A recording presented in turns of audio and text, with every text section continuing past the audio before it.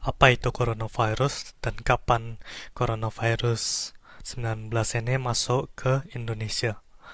Coronavirus merupakan keluarga besar virus yang menyebabkan penyakit pada manusia dan hewan.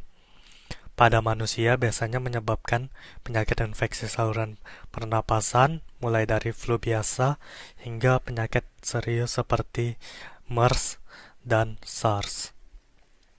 Coronavirus jenis baru yang ditemukan pada manusia sejak kejadian luar biasa muncul di Wuhan, China pada Desember 2019.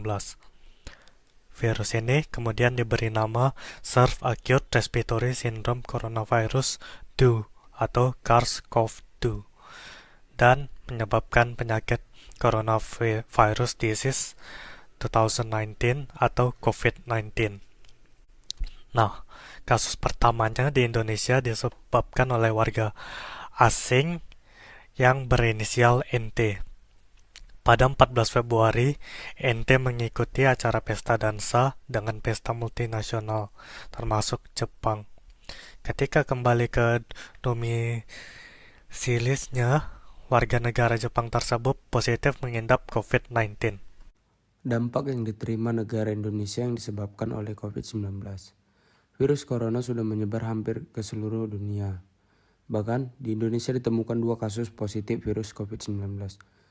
Menyebarnya virus COVID-19 membawa dampak buruk bagi Indonesia, terutama dari sisi ekonomi. Pemerintah pusat telah melakukan berbagai upaya untuk menangani pandemi COVID-19. 1.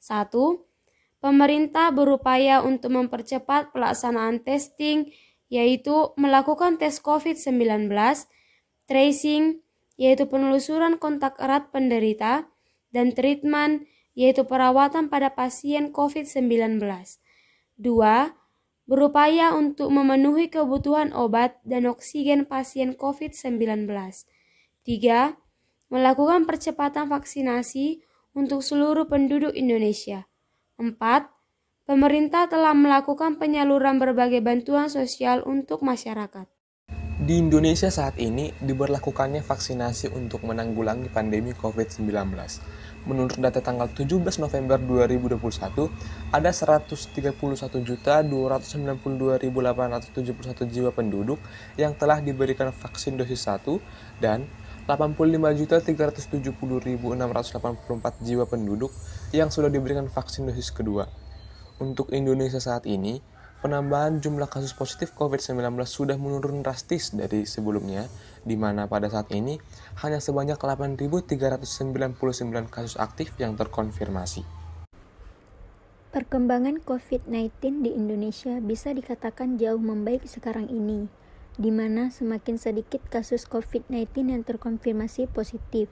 Indonesia menurut data tanggal 17 November 2021 sebanyak 4.251.423 kasus yang terkonfirmasi, 4.099.399 kasus yang terkonfirmasi sembuh, dan 143.685 orang yang dikonfirmasikan meninggal dunia.